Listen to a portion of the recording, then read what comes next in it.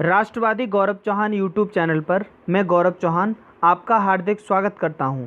तो आइए आज सप्तम अध्याय पर हम सौंदर्य प्रसाधन के बारे में चर्चा करेंगे कि सौंदर्य चिकित्सा हमें कैसे करनी चाहिए। काला या गोरा होना पूरी तरह से डीएनए पर ही निर्भर है। कोई भी क्रीम आपको गोरा नहीं बना सकती है। यदि ऐसा कोई दावा करता है तो वो केवल और केवल अपनी मार्केटिंग के लिए दावा करता है, अपना वो प्रोडक्ट बेचने के लिए दावा करता है कि आप इसे 7 दिन में, 15 दिन में, 1 महीने में गोरे हो जाओगे। सबसे पहले मैं आपसे बात करूंगा नहाने के साबुन के बारे में। तो मेरा आपसे एक ही आग्रह है कि आप नहाने का जो साबुन है उसका इस्तेमाल ना करें, बिल्कुल भी ना करें, क्योंकि उससे आपकी जो त्वचा होगी वो रूखी और कठोर हो जाती है। तो नहाने के लिए हमें क्या इस्तेमाल करना चाहिए, चलो मैं आपको बता देता हूँ। स्नान के लिए पाव कटोरी कच्चा दूध ले लीजिए आप, 5-6 चम्मच या 8 चम्मच अपनी आवश्यकता अनुसार, और उसमें आधा नींबू निचोड़ लें। नींबू क्या क्या होगा, उसको फाड़ेगा दूध को, और गाढ़ा नींबू होना चाहिए, इस बात का भी आपको ध्यान रखना है। शरीर पर साबुन की जगह उसको लगा लीजिए आप, और फिर उससे नहा लीजिए। क्या होगा, त्वचा उससे मुलायम रहेगी।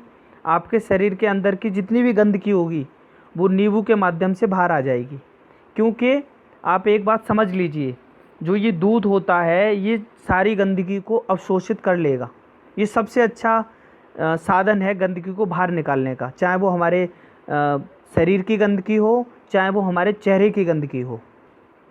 और जिन लोगों को इसको और ज़्यादा अच्छा बनाना है वो इसमें शहद और गुलाब जल भी मिला सकते हैं, कोई दिक्कत नहीं है। अब आपको क्या करना, सप्ताह में एक बार उबटन से भी नहाना चाहिए हर व्यक्ति को, जिसमें चने का आटा, मुल्तानी मिट्टी, चंदन की लकड़ी का पाउडर, दूध, नींबू, संतरा आदि मिला सकते हैं। गर्मी के समय में आपको काली मिट्टी या मुल्तानी मिट्टी लगाकर भी स्नान करना चाहिए। इससे क्या होगा, आपकी जो मृत त्वचा है वो क्या होगा, जीवित होगी, और शरीर के रोग दूर होंगे और त्वचा आपकी चमकदार होगी। और जो गर्मी के समय में पसीने की वजह से घमौरियाँ निकल आती हैं वो भी नहीं निकलेंगी, उनसे भी आप बचेंगे। कच्चे नारियल के पानी चेहरे पर मलने से त्वचा साफ और कांतिपूर्ण बनती है। ऐसे सैकड़ों नुस्खे हैं जिनसे आपका चेहरा, शरीर, बाल स्वस्थ, सुंदर और चमकीले रहेंगे।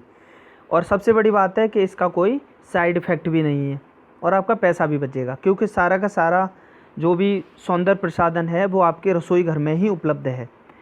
चेहरे के लिए मैं थोड़ा सा बता देता हूँ कि आपको 1 चम्मच चूने पानी में थोड़ा शहद मिलाकर मुंह पर लगा लें और 30 मिनट बाद उसको धो लें, तो चेहरा आपका बहुत अच्छा हो जाएगा। अब मैं पुरुषों के लिए बता देता हूँ। कई पुरुषों का ये प्रश्न होता है कि यदि हमें सारी चीज़ स्वदेशी यूज करनी है तो हम दाढ़ी कैसे बनाएं। तो दाढ़ी के लिए मैं फ्री की आपको एक नुस्खा बता देता हूँ। हल्के गर्म पानी में आपको क्या करना, गाल की मालिश करनी, और कच्चे दूध को दाढ़ी पर लगा लीजिए। थोड़ी देर बाद क्या होगा कि आपके जो बाल होंगे वो मुलायम हो जाएंगे। उसके बाद आप उसको ब्लेड की सहायता से शेव कर लीजिए। अब इससे क्या क्या फ़ायदे होंगे, सबसे बड़ा फ़ायदा तो ये होगा कि आपका चेहरा चमकदार होगा, और आपके चेहरे पर जो भी गंदगी होगी वो नियमित रूप से बाहर निकलती रहेगी, और आपको किसी अतिरिक्त फेस वॉश, किसी साबुन की आवश्यकता भी नहीं पड़ेगी। तो ये सबसे अच्छा तरीका है दाढ़ी को बनाने का। अब मैं जिन लोगों के मुहासे निकलते हैं उनके लिए भी बता देता हूँ। ग्लिसरीन, नींबू का रस तथा गुलाब जल बराबर मात्रा में मिला लीजिए और शीशी में भर लो। शीशी भी आपकी कांच की होनी चाहिए, इस बात का भी ध्यान रखना। और रोज़ चेहरे पर हल्की हल्की मालिश करेंगे आप, तो मुहासे आपके दूर रहेंगे। और सबसे बढ़िया सर्दियों में लगाने का ये सबसे अच्छा लोशन है, इसका भी ध्यान रखें आप। अब जो लोग शैम्पू करते हैं बालों में, उनके लिए भी मैं बता दूं, शैम्पू जो होते हैं वो केमिकल से बनते हैं, जिनसे क्या होता है कि बाल झड़ने की समस्या सबसे ज़्यादा आती है। तो आप लोगों को क्या करना, आंवला, रीठा, सीकाकाई पाउडर सम मात्रा में मिलाकर रात को 1 गिलास गर्म पानी में 1 चम्मच पाउडर डाल दें, और सुबह उठकर उससे बाल आप धो सकते हैं। माताओं बहनों के लिए बहुत अच्छा नुस्खा है, इसका आप प्रयोग करें। बाकी बाल झड़ने के बारे में मैंने पिछले वीडियोज़ में कुछ बताया है, वो वीडियोज़ आप देख लीजिए। अब मैं डैंड्रफ के बारे में बात कर लेता हूँ। कुछ माताओं बहनों का और कुछ भाइयों का ये प्रश्न आया था कि हमारे डैंड्रफ बहुत ज़्यादा होता है, तो उसके लिए हमें क्या करना। तो डैंड्रफ के लिए भी मैं आपको बता देता हूँ। नींबू के रस में थोड़ा सा गुड़ मिला लीजिए और सर में लगाओ, डैंड्रफ आपका ख़त्म होगा धीरे धीरे। या ग्वारपाठा सर में लगाओ, उससे बाल आपके मजबूत भी होंगे और मुलायम भी होंगे। और जिन लोगों के बाल झड़ते हैं उनके लिए मैं बता दूं, तांबे के बर्तन में 5-6 दिन दही को रखें आप, लेकिन वो शुद्ध तांबे का ही बर्तन होना चाहिए। जब दही हरा हो जाएगा तो इसे सर पर अच्छी तरह से मालिश कर लें और 1 घंटे बाद उसको शिकाकाई से धो लें, जो शिकाकाई मैंने बनाने की विधि आपको बताई। ऐसा 3 बार करेंगे सप्ताह में, तो क्या होगा, बालों में आपको एक बात का ध्यान और रखना है कि बालों में आपको रोज़ तेल भी लगाना है, तेल बार बार बदलना भी नहीं है।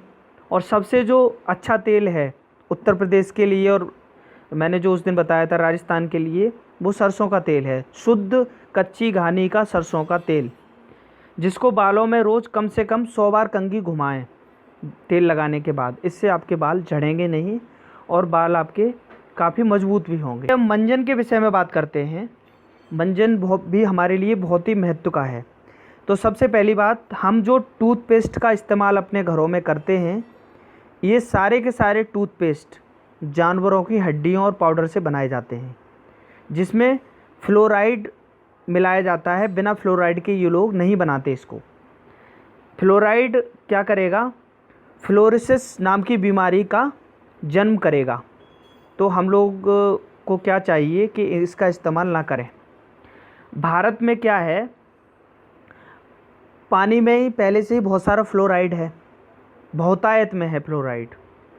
तो अब पहले से ही जब हमारे पास इतना सारा फ्लोराइड है और जब फिर टूथपेस्ट में भी फ्लोराइड मिल के आएगा तो हमारे लिए वो बहुत ही ख़तरनाक है। अब क्या है, ये लोग झाग के लिए क्या करते हैं, सिंथेटिक डिटर्जेंट का प्रयोग करते हैं, क्योंकि बिना डिटर्जेंट के तो झाग ये बना ही नहीं सकते, संभव ही नहीं है। तो अब आप सोच कर देखिए, जो साबुन में डालने वाले जो तत्व हैं वो जब हमारे टूथपेस्ट में डलेंगे तो वो हमारे दांतों और हमारे मसूड़ों के लिए कितने हानिकारक सिद्ध होंगे, इस बात का आपको अंदाज़ा भी नहीं है। सोडियम लोरेन सल्फेट से क्या होता है, कैंसर होता है, ब्रश के साथ मिलकर आपके मसूड़ों को जो नुकसान पहुंचाएगा बहुत ज़्यादा। सो सारे के सारे जो टूथपेस्ट हैं ये एंटी एनक्लाइन हैं, लार की दक्षता को भी ये कम करेंगे, जो आपकी लार की क्षमता होगी उसको भी कम करेंगे, जो भगवान की दी हुई अमूल्य रत्न है आपके पास। इस बात का भी आप विशेष ध्यान रखें। तो इनका प्रयोग नहीं करना, किसी भी तरीके से नहीं करना। अब इसके अल्टरनेटिव आपको क्या प्रयोग करना है वो मैं आपको बता देता हूँ। दांत साफ करने के लिए वैसे तो कई प्रकार के दातुन हमारे पास उपलब्ध हैं। आप सबसे ज़्यादा नीम, बबूल, महुआ, आम, जामुन आदि वृक्षों के दातुन कर सकते हैं। अब जो हमारे बंधु शहरों में रहते हैं उनके लिए तो ये संभव नहीं है, क्योंकि वृक्ष भी उनके पास बहुतायत में उपलब्ध नहीं है।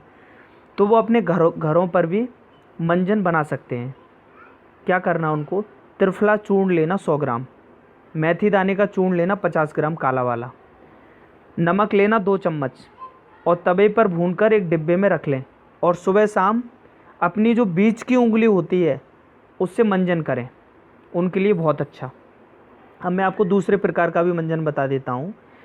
सरसों का जो तेल है वो आप आधा कटोरी लीजिए, पाव चम्मच हल्दी ले लीजिए, उसमें आधा चम्मच उसमें काला नमक मिला लीजिए और इसको कांच की शीशी में भर लीजिए और सुबह शाम इस पर मसूड़ों से मालिश करें। इससे आपके कई फ़ायदे होंगे। पहला तो मसूड़ों में कभी भी आपको रक्त नहीं आएगा, जो मसूड़ों में खून आने लगता है लोगों को, मसूड़े आपके मजबूत होंगे, मुंह में आपके कभी बदबू नहीं आएगी और दांत के हर रोग में ये जो नुस्खा है ये बहुत फ़ायदेमंद है। सर्दियों में हम लोगों को आम, अमरूद, जामुन, बारिश में आम, अर्जुन हर 2-3 माह में अपना दातुन बदलते रहें। ये मैं ग्रामीण क्षेत्र वालों को एक विशेष राय दे रहा हूँ जिस पे हम लोगों को काम करना है। इसके अलावा मैं आपको एक और चीज़ बता देता हूँ। अनार का छिलका जो है उसको सुखाकर उसका पाउडर बना लें और उसमें सेंधा या काला नमक मिलाकर सुबह शाम अपने मध्यमा उंगली से मंजन करें। यह आपके दांतों के लिए बहुत फ़ायदेमंद है। चेहरे के लिए मैं 1-2 चीज़ें आपको और बता देता हूँ। संतरे के छिलके को सुखाकर उसका पाउडर बना लें और जो दूध होता है उसमें जो मलाई निकलती है वो मिलाकर चेहरे पर लगाएं आपको बहुत फ़ायदा मिलेगा। उसके अलावा जो फल बासी हो जाते हैं हमारे घरों में, उसको हमें फेंकना नहीं चाहिए। उसके फलों के जो गूदे होते हैं उसको चेहरे पर आप लगाएं, बहुत अच्छे परिणाम मिलेंगे आपको।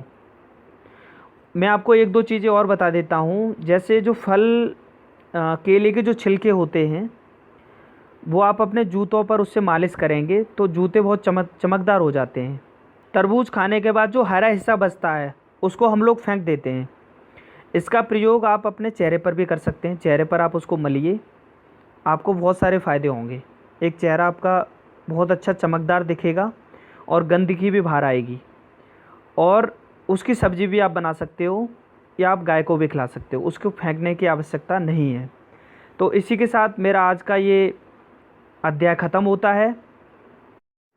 अब मैं कल आपसे कुछ ऐसी ज़रूरी विषयों पर बात करूँगा जिसमें मैं लेटने के बारे में, किस दिशा में लेटना चाहिए, कैसे लेटना चाहिए, कैसे बैठना चाहिए, और जो माताएं बहनें व्रत रखती हैं उनको व्रत के समय किन किन सावधानियों का ध्यान रखना है, क्योंकि उस समय हाइड्रोक्लोरिक एसिड तो बनता ही है और वो पेट में बहुतायत में है, क्योंकि हमने भोजन भी नहीं किया तो उसका एक्स्ट्रा बन गया हमारे पेट में। तो ये सारे विषय मैं कल आपके समक्ष रखूँगा। तब तक के लिए आप अपना ध्यान रखिए, अपनों का ध्यान रखिए, घर में रहिए, सुरक्षित रहिए। इसी के साथ मैं आपसे विदाई लेता हूँ। वंदे मातरम। भारत माता की जय।